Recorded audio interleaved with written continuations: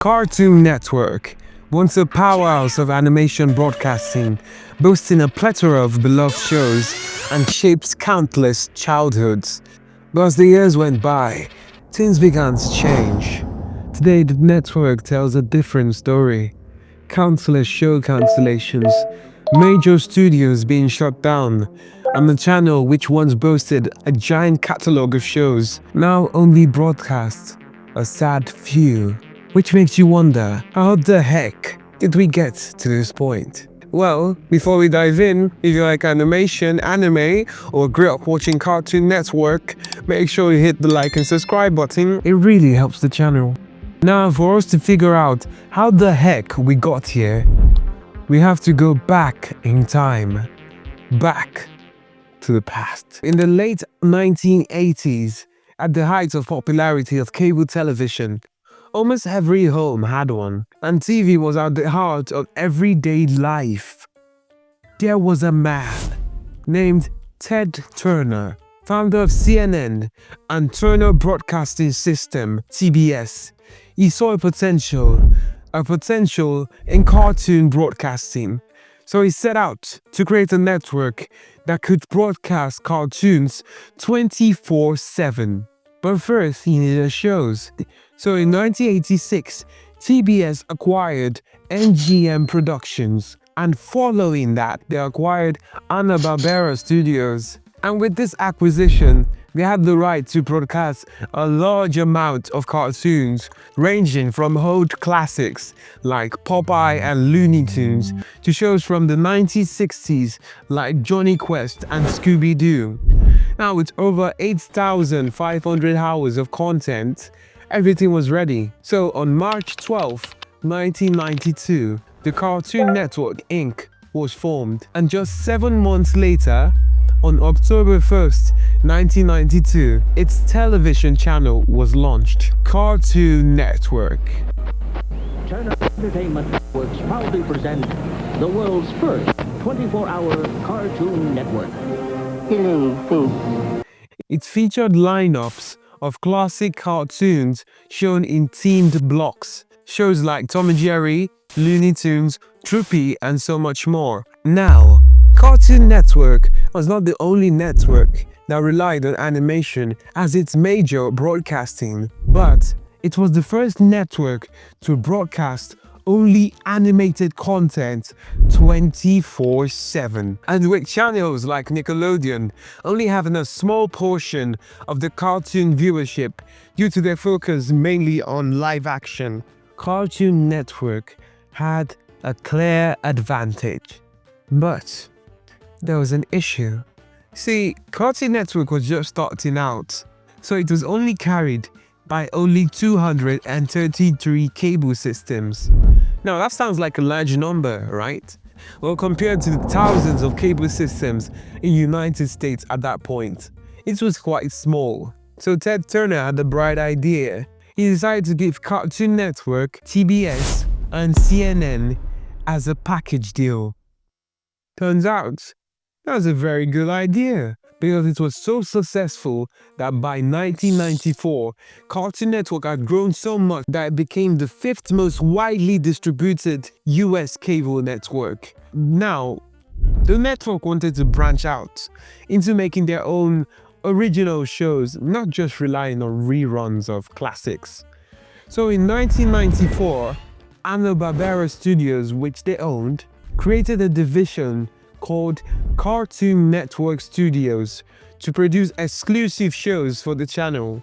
Their first major project, also known as Cartoon, it was a series of shorts made by different independent animators. And from the viewers' feedback and votes, Cartoon Network found the shorts that had the potential to become full series. This led to iconic shows like Dexter's Laboratory, Johnny Bravo, The Powerpuff Girls, Courage the Cowardly Dog, and much more.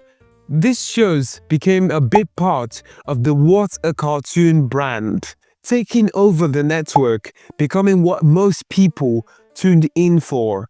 And to premiere new episodes, A weekly event called Cartoons Fridays launched, becoming an event for both premieres and fan engagement, which the fans loved. Cartoon Network also expanded online with Cartoon Network Online, later known as CartoonNetwork.com, which offered games, videos, shopping, and promotion. And later, Cartoon Orbit and the web premiere Toons, which was one of the internet's earliest interactive cartoon series. And in 1996, then they launched Toonami, an action-oriented lineup. They showed reruns like Thundercats, and later they were more popularly known as introducing anime such as Sailor Moon, Gundam Wing, and Dragon Ball Z. They had so much growth that between 1997 and 1998, Cartoon Network viewership rose from 38 million to 54 million households, which is a 42% increase, and it became the second most popular network in its demographic, just right after Nickelodeon. By 1998, Cartoon Network underwent its first major rebranding, introducing the iconic Powerhouse bumpers. Now, these were short animated bumpers shown typically between shows, commercials, or doing transitions that featured characters from different shows interacting together, and this was backed up with cool rhythmic editing, synced to the iconic Powerhouse music and a strong black and white checkerboard aesthetic, which became Cartoon Network's signature look. Fans still consider the Powerhouse era as one of the most nostalgic and best branding periods in Cartoon Network history. Now, after the early golden years, Cartoon Network began to change. In 2001, Time Warner merged with AOL, and Ted Turner, the man who started it all, was no longer in charge. With a new leadership came new ideas, and not all of them would sit well with the fans. And that same year, Betsy Cohan, the original president of Cartoon Network, left the company after creative disagreements.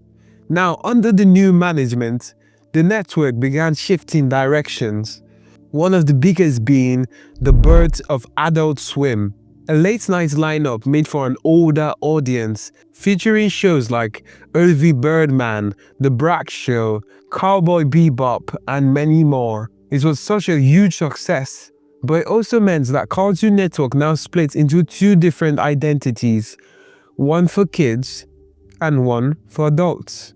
So by 2003, things started to feel different. The classic Cartoons Fridays was replaced by a live-action lineup just called Fridays. And slowly the network's identity was being restructured. Then came 2004, a big rebranding year. The network introduced a new look and slogan. This is Cartoon Network, with shows like Foster's Home for Imaginary Friends, Ed, Ed and Eddie, and Kids Next Door kept the energy alive. But there was also a sense that the channel was beginning to experiment, and not always in the right ways. They tried launching a lineup for preschoolers to attract a younger audience called Tickle You, with a series of shorts, and even made their first live-action movie, Reanimated, which none of those really worked. By the time Jim Samples, the network's general manager, resigned in 2007, his replacement, Stuart Snyder, he tried to push for a broader audience. This is not just for kids, but older teens too. But by 2009, things hit a low point. Cartoon Network stopped premiering new animated shows and instead introduced CNretro. Real stuff in real situations. Wednesday nights on CNretro. A lineup of live-action reality series. For a channel that literally had cartoon in its name, it was a shocking move, and fans didn't like it, and ratings dropped hard. After the failure of CNretro, Cartoon Network needed a comeback. Fast. Fans were turning away, and the channel's reputation was at the lowest point. So in 2010, the network found its spark again. A new wave of shows that would define an entire generation showed up. Adventure Time by Pendleton Ward, Regular Show by J.D. Quintel, The Amazing World of Gumball, and later Steven Universe. This instantly became fan favorites, my best show even being Adventure Time. It felt like Cartoon Network had finally found its groove again. For a while, the channel was unstoppable. Between 2010 and 2015, Cartoon Network produced some of the best modern animated series on TV. Each show had its own distinct art style and storytelling, giving the network that sense of variety it once had in the early 2000s. But after that golden stretch, things slowly started changing again. Many of those hit shows that brought fans back began to end. Regular Show, Adventure Time, and Steven Universe all ended one after the other. And while they were ending, Cartoon Network didn't have many strong replacements ready.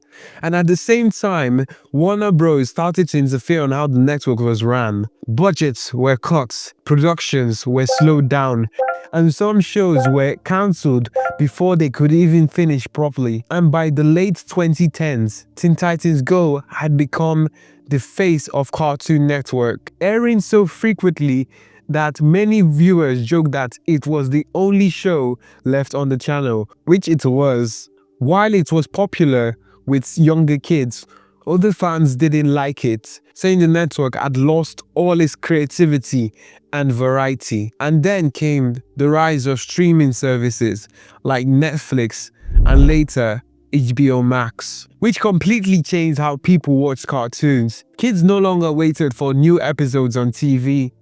They just streamed whatever they wanted, whenever they wanted. That shift hit Cartoon Network hard. But around 2019, signs of decline were obvious. Linear viewership had dropped by around 24% and was even worse in some regions.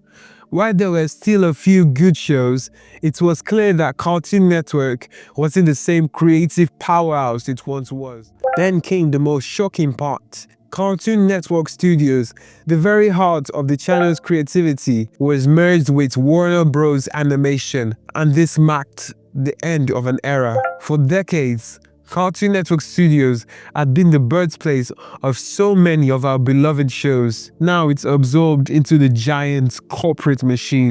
Cartoon Network still exists, but now as a shadow of its former self. It might not be the same network you grew up with, but its legacy still inspires a generation of animators, writers, fans, both old and new. Well, that's all for today's look on Cartoon Network. If you enjoyed the video, don't forget to like and subscribe and comment your favorite Cartoon Network show down below. Again, I am Faithful. Thanks for watching. See you next weekend.